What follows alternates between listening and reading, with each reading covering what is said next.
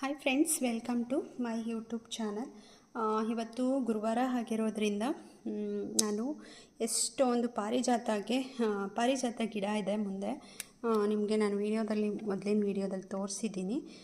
ಇಷ್ಟು ಹೂ ಬಿಟ್ಟಿತ್ತು. ಮತ್ತು ಹಾಗೆ ನನಗೆ ತುಂಬ ಇಷ್ಟ ಆಯಿತು.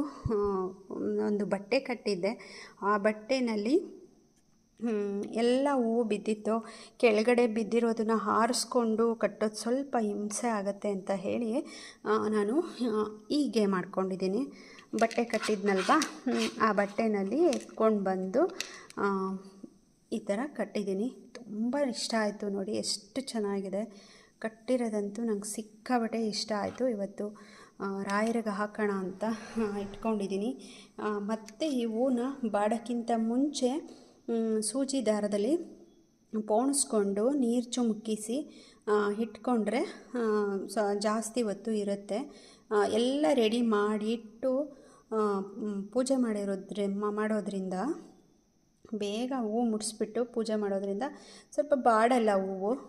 ನೋಡಿ ಇದು ಅಂದರೆ ಪಾರಿಜಾತ ಗಿಡದಿಂದನೇ ಬಿದ್ದುಬಿಡುತ್ತಲ್ಲ, ಅದರಿಂದ ಸ್ವಲ್ಪ ಹಿಂಸೆ. ಬೇಗ ಪೋಣಿಸ್ಕೊಂಡ್ಬಿಡ್ಬೇಕಷ್ಟೇ. ಈ ರೀತಿಯಾಗಿ ನಾನು ಮಾಡ್ಕೊಂಡಿದ್ದೀನಿ. ನೋಡಿ ಎಷ್ಟು ಚೆನ್ನಾಗಿದೆ. ನನಗಂತೂ ಸಿಕ್ಕಾಬಟ್ಟೆ ಇಷ್ಟ ಆಯಿತು. ಈ ಥರ ಇದೆ.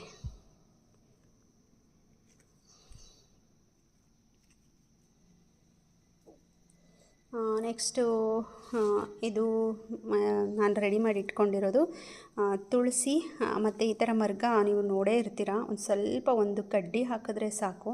ನೋಡೋಕ್ಕೆ ಸೇವಂತಿಗೆ ಗಿಡ ಥರ ಇರುತ್ತೆ. ಇದು ಸೇವಂತಿಗೆ ಅಲ್ಲ, ಇದು ಮರ್ಗನೇ. ಇದು ತುಂಬ ಚೆನ್ನಾಗಿರುತ್ತೆ. ಮತ್ತು ಇದು ಒಂದೊಂದೇ ಹೂವನ್ನ ಬಿಡಿಸಿ ಶಿವಂಗೆ ಹಾಕೋಕ್ಕಾಗಲ್ಲ.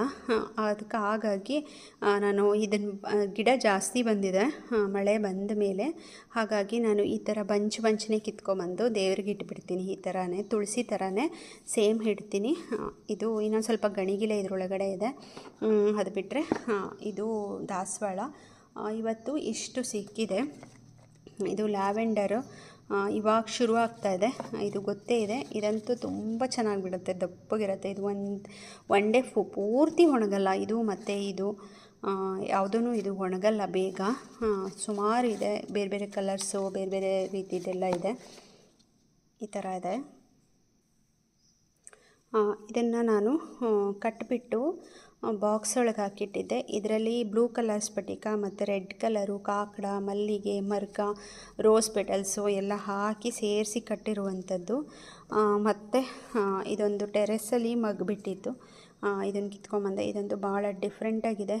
ತುಂಬ ಚೆನ್ನಾಗಿದೆ. ಕಿತ್ತಿರೋದಕ್ಕೆ ಇಷ್ಟಗಲ ಇದೆ. ಗಿಡದಲ್ಲೇ ಬಿಟ್ಟರೆ ಇನ್ನೂ ತುಂಬ ಅಗಲ ಆಗುತ್ತೆ. ಇದು ಚೆನ್ನಾಗಿ ಬಿಡುತ್ತೆ. ಇದು ಇನ್ನೂ ಹರಳಿಲ್ಲ.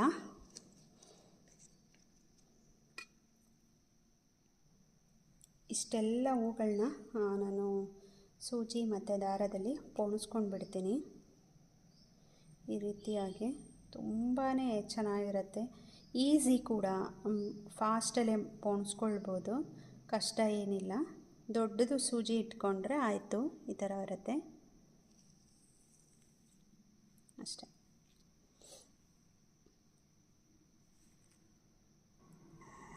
ದೊಡ್ಡದು ಹೂ ಬರುತ್ತೆ.